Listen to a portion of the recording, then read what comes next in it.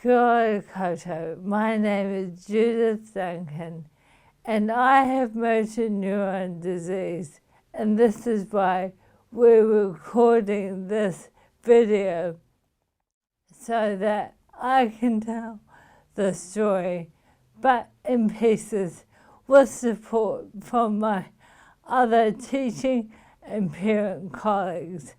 I hope you find it an interesting story and a provocation for thinking about early childhood now and in the future. The topic for today's discussion is around parent participation in early childhood education. I've called it the 3 P's: parents, participation, and partnership. Now, currently, partnership and involving parents is very much the discussion in early childhood. Not only do teachers consider it, but politicians, researchers, and policy advisors all are focusing on how do we involve parents in the education of their children. Now, what we have in early childhood is very different models of parent participation. This historically has developed alongside the different services and the purpose and the focus of the services. So there are 2 parts to this presentation.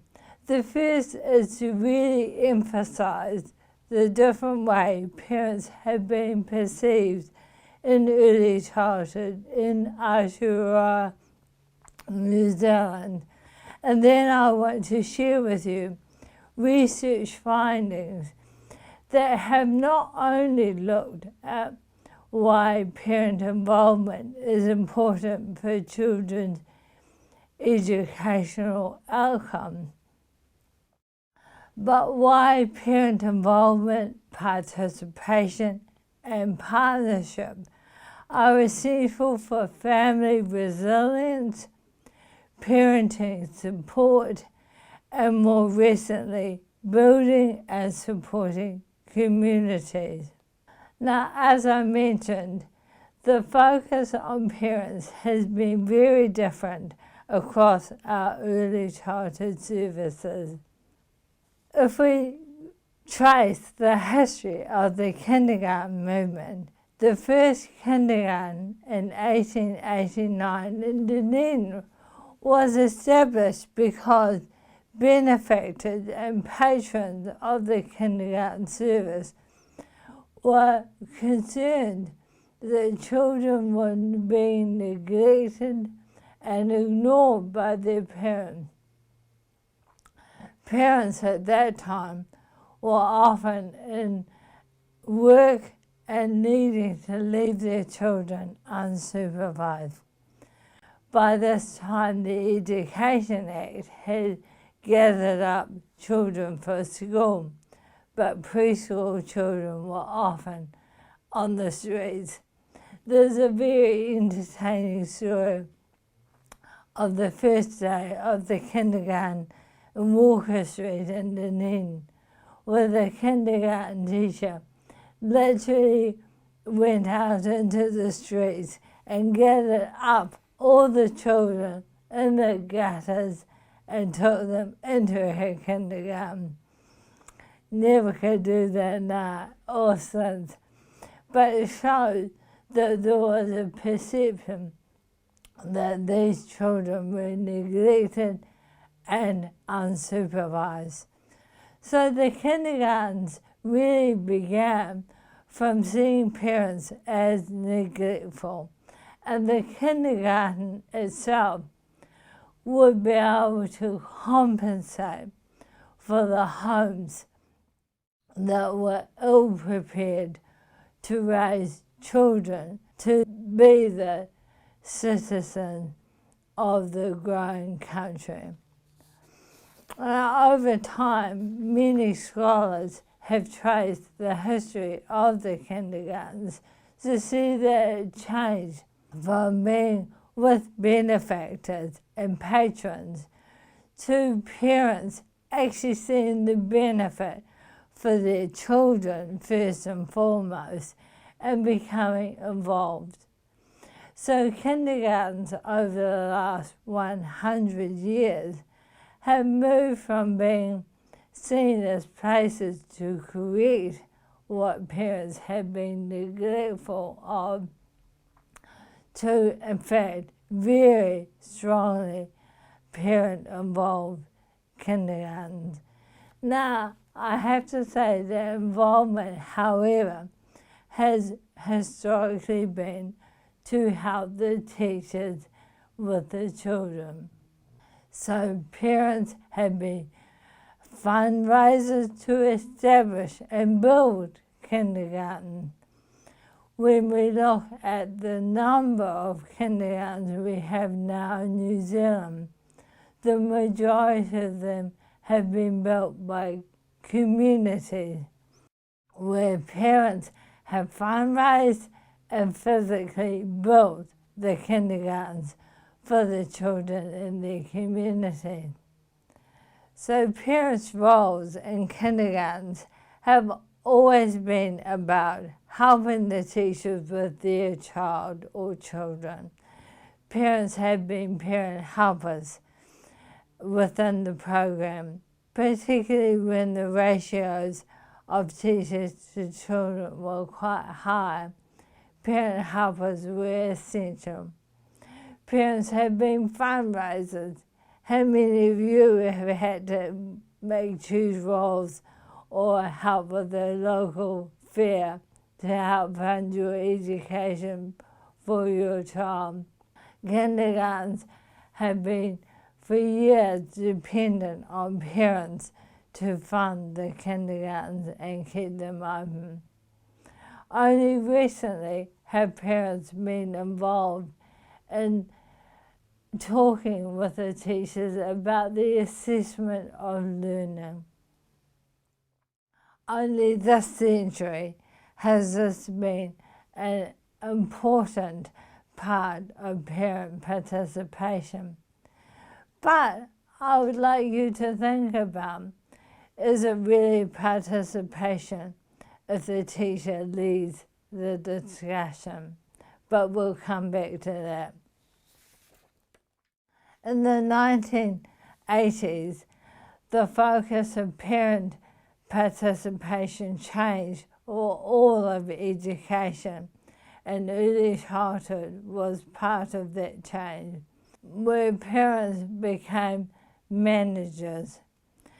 Parents were then empowered to do the administration and the management within the kindergarten service and within the wider education system.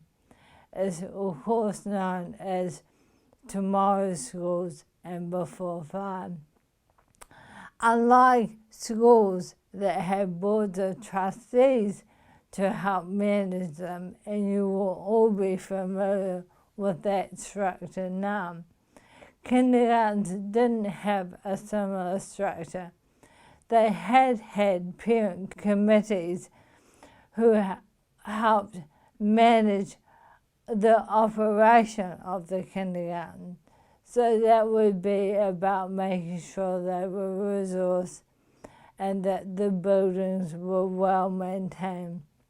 But this shift meant that kindergartens now receive the funding for teacher salaries. The management of early childhood changed, and parents found themselves as managers and financial administrators. What has happened since that time is that many kindergartens now have employed professional and non-education managers and financial administrators to help them manage and look after the kindergartens in their area. They might have been parents once, but they aren't kindergarten parents now. I raise this as an important point to show the shift from high parental involvement, albeit not talking about teaching and learning, but in fact running and keeping the kindergartens functioning, to a shift now where they are managed by professional paid staff. We can see now in kindergartens that there is less parent involvement than there ever has been. Childcare services have a very different history in New Zealand, but they share one thing in common, that they were set up to compensate for parenting. Both the official and the unofficial services that began from the 1800s onwards were set up because parents really were missing. They were either in work or they had abandoned their children completely. Thinking back to early New Zealand, any mother who worked was seen to abandon her child anyway. So many of our childcare services developed from religious or community groups who wanted to make sure that the ills of parenting again could be transformed by good childcare services. Childcare services were also under the umbrella of the Department of Social Welfare until they became part of the Department of Education. So the whole culture of childcare was one of social support, social welfare, wrapped around the child. The focus wasn't on helping the parents per se, but compensating for the lack of parenting for children. So both kindergarten and childcare had the focus of a better New Zealand for our children and trying to address what they saw as the limitation of parents. Now we have some isolated examples in New Zealand where parents themselves saw the benefit of early childhood and began community-based, parent-led childcare centres. And these were quite unusual and often have not been recorded in our histories because they were so isolated. But they're important to mention because they showed a change in parent attitude to seeing childcare and kindergarten as essential for family life. The next services that developed in early childhood in New Zealand took a very different approach to parent participation, and they are our parent-led services. Both Play Centre and Kohanga Rail have taken a completely different approach to parents. They see parents and whānau as the best and only starting place for their children.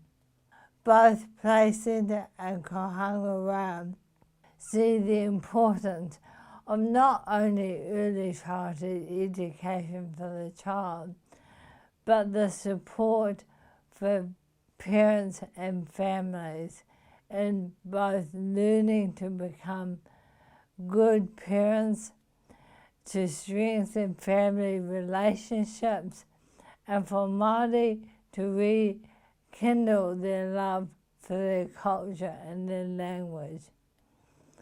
Both of these parent-led services see parents and family as an integral part of what should happen in the early years and provide a very New Zealand style approach to early childhood education. So our history in early childhood, while it has become entangled with discussions of how we involve parents, parents themselves have very clear ideas and have always had very clear ideas of why being involved in early childhood is or isn't an important part of their lives. So participation or involvement, whichever term you want to use, has also been on the political agenda, particularly since the mid-1980s, when parent leadership and administration took a major step forward in the policy and administration in education across New Zealand. The first document that really supported teachers to ensure they were thinking about parents in their teaching and learning was the early childhood curriculum, Te Whāreke. In the curriculum was set principles and strands to guide teachers' understanding about teaching and learning with children. However, the focus was also in including family and, importantly, community. However, even though we've had the curriculum now for more than 20 years, when I talk to teachers about how they see the curriculum and strands of well-being, belonging, contribution, communication, and exploration, when I ask them about how they apply to family, they reply with how they apply to children. But if I ask them what they do to ensure that parents feel they belong, parents can explore, parents have opportunities to communicate, they often reply around the child's assessment and the child's learning portfolios. They struggle to think of other ways they include parents. And if I ask them around how they include community, the well-being of their local community, they are often puzzled. An additional policy incentive that came into early childhood was what we call the strategic plan. This was the Pathways to the Future. That was a 10-year plan from 2002 to 2012. We had a change in government in 2008, so we never implemented the full plan. But out of the 3 goals, the third goal was around collaboration. The intent of the collaboration goal was not only to work alongside and with parents, but also to work alongside and with communities. The first 2 goals, increasing quality and increasing participation, have received most of the attention. by the time we had the change of government, the only initiative that had been supported to build collaborations had been what's called the Early Childhood Centre-Based Parent Support Program. This had been funded by the Ministry of Social Development and the Ministry of Education coming together to support centres to take a very different approach to supporting their local communities. Over the initiative, 18 early childhood centres developed programs, initiatives and approaches to work with vulnerable families to make a difference not only to their child but to the family and the wider community. Sadly, only 18 centres were funded and the initiative was stopped with the change of government in 2008. So the real potential for models that all early childhood could follow was lost. But we have some important lessons that were learned through those 18 centres.